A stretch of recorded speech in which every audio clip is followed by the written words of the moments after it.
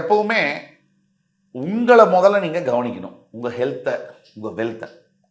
இது சுயநலம் இல்லை, இதுலேயும் ஒரு பொதுநலம் இருக்குது.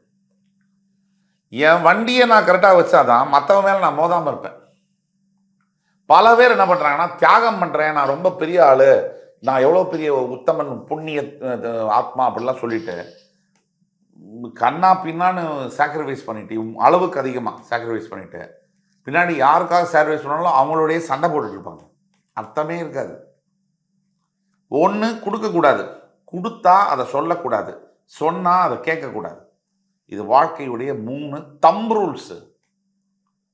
கொடுத்ததை கேட்டால் அடுத்தது பகை.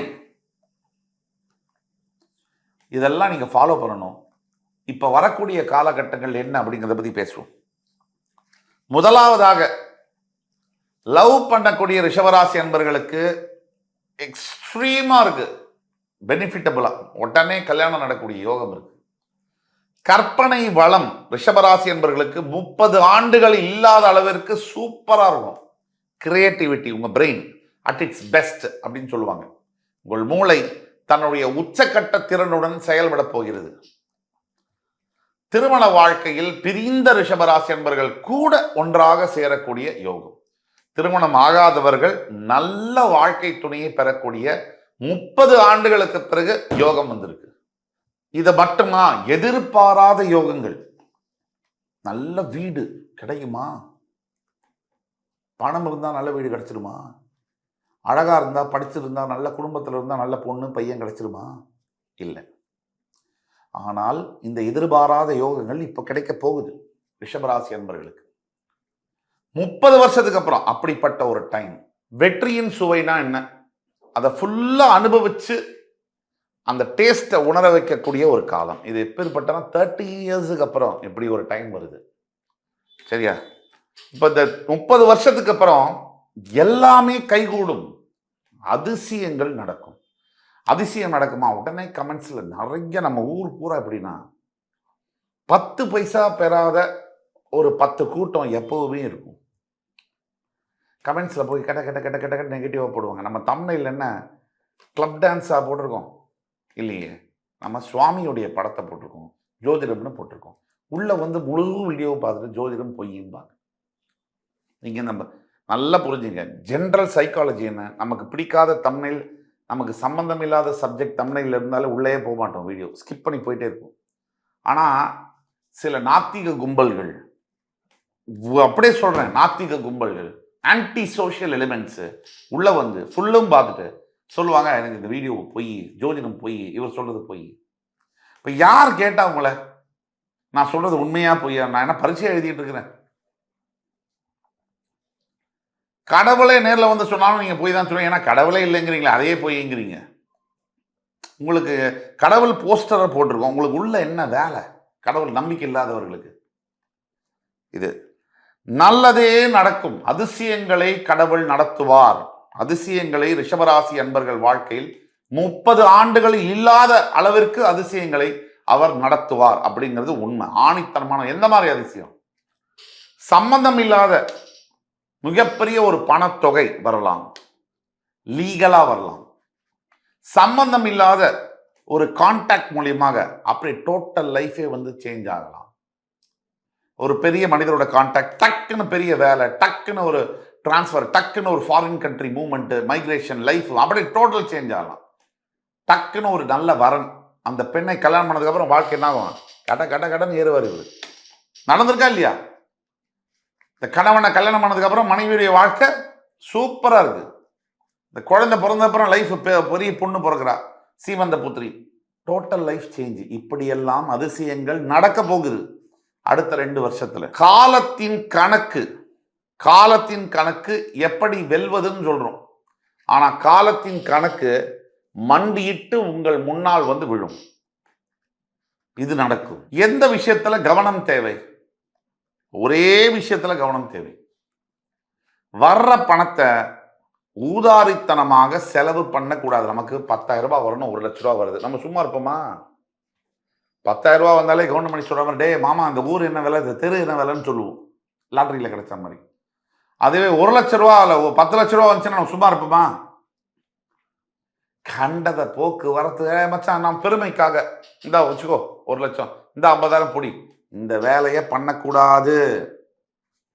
பாத்திரம் அறிந்து ஹெல்ப் பண்ணு, உதவி செய்யுன்னு சொல்லியிருக்கு. எந்தெந்த துறையில் இருக்கக்கூடிய ரிஷபராசி அன்பர்களுக்கு மிகப்பெரிய வெற்றி, நீங்க கொஞ்சம் முயற்சி எடுத்தால் போரும் இமாலய வெற்றிகள் கிடைக்கும். என்னதான் 30 வருஷத்துக்கு அப்புறம் அற்புதமான டைம் வந்தாலும் எதை செய்யக்கூடாது, உங்களுக்கு தெரியாத தொழிலை செய்யக்கூடாது. உங்கள் தகுதியை வளர்த்து கொண்டு அந்த சீட்டில் உட்காரணும். சீட்டு உங்களை தேடி வருதுன்னு டக்குன்னு போய் உட்காரக்கூடாது, மொத்தமாக காலி பண்ணிடுவார். இது ரெண்டும் ஜாக்கிரதையாக இருக்கணும். பரிகாரம்னு எடுத்தோம்னா டெய்லி காலையில் 6 மணிக்கு 7 மணிக்குள்ள விளக்கேற்றணும். வீட்டில் சாயங்காலம் 5லேருந்து 6க்குள்ள விளக்கேற்றணும். 2, உங்களுடைய நித்திய கர்மா அப்படின்னு சொல்லக்கூடிய பூஜை விதானங்கள், அதாவது அப்பா அம்மாக்கு தர்ப்பணம் பண்ணணும்னா ஒழுங்கா பண்ணணும், திதி கொடுக்கணும்னா ஒழுங்கா கொடுக்கணும், அவங்களுக்கு தவசம் பண்ணணும்னா ஒழுங்கா பண்ணணும். 2, உங்கள் படுக்கை அறையில் ஏதாவது ஒரு கடவுளுடைய பணத்தை வச்சிருக்கணும். படுக்கை அறையில் போய் சாமி படம் வைக்கலாமா? வைக்கலாம், தப்பே இல்லை. நம்ம கணவனுடைய மனைவியோடையும் தானே படுக்கை அறையில் இருக்கும். இந்த எந்த விதமான தவறும் இல்லை, தாராளமாக வைக்கலாம். ஆனால் ஐயப்ப சுவாமி, பிரம்மச்சரிய சுவாமிகள், நரசிம்ம சுவாமி, இது போன்ற உக்கிரக தெய்வங்களை தான் வைக்கக்கூடாது. மகாலட்சுமி, வெங்கடாச்சலபதி இப்படி போன்ற படங்களை வைக்கலாம். அடுத்தது, உங்களால் முடிந்தால் செவ்வாய்க்கிழமை வெள்ளிக்கிழமைகளில் நெய் தீபம் ஏற்ற வேண்டும். நம்ம ஊரில் நெய்யின்னொன்னே சாமி ஊத்துறதுக்குன்னு ஒரு நெய் வச்சிருக்கேன் சார் அப்படிம்பான். சாமி என்ன நம்ம வீட்டில் சர்வன் மீடா? நாம எந்த நெய்யை சாப்பிட்றோமோ அந்த உடம்புக்கு அந்த நெய்யை தான் வைக்கணும். சாமியை ஏமாத்துறது இல்லை. சாமி ஊத்துறதுக்குன்னு தனி நெய், அதை நீங்கள் சாப்பிடக்கூடாது சார், வேற நெய் எதுமா? என்னையா அநியாயமா இருக்கு பாருங்க. நம்ம ஊர்ல பக்தி எப்படி இருக்குன்னா சாதாரணமான ஒரு விஷயம். அதாவது நல்ல வெள்ளை சட்டை போட்டு வெறப்பா கோயிலுக்குள்ள போய், சாமி 200 கோடி தான் கொள்ளையடிச்சிருக்கேன், இன்னும் என் குடும்பத்துக்காக ஒரு 300 கோடி உஷார் பண்ணி வச்சிருக்கேன், எல்லா குடும்பத்தையும் ஏமாற்றி நிறைய கொள்ளையடிச்சேன், இன்னும் என் குடும்பம் நல்லா இருக்கணும், நான் நல்லா இருக்கணும் சாமி, எல்லாத்தையும் மறந்து இன்னொரு அடுத்த 300 கோடி நீ தான் உதவி செய்யணும். இதுதான் பக்தி. இன்னொரு பக்தி என்ன கேளுங்க, நான் சொல்றேன். முதியோர்களை குழந்தைகளை தள்ளி விட்டுட்டு கூட்டத்தில் முண்டிட்டு போய் சாமியை பார்க்கணும். அப்பதான் சாமி என்ன பண்ணுவாரு? ஃபர்ஸ்ட் பிரைஸ் கொடுப்பாரு, கோல்டு மெடல்.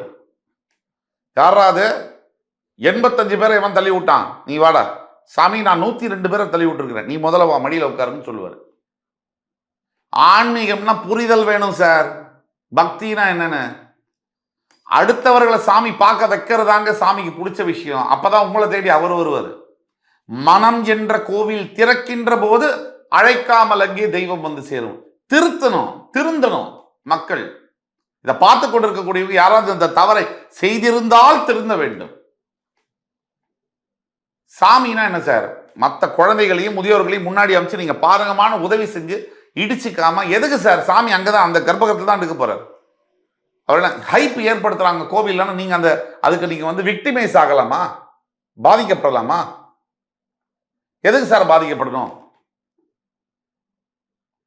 கோவில்ல கூட்டத்தை தள்ளி போங்க, முன்னாடி போங்க அப்படின்னு சொல்றாங்க. அதெல்லாம் பொறுமையா தான் நாங்க சாமியை பார்ப்போம்னு சொல்லுங்க. கூட்டத்தில் வரவங்க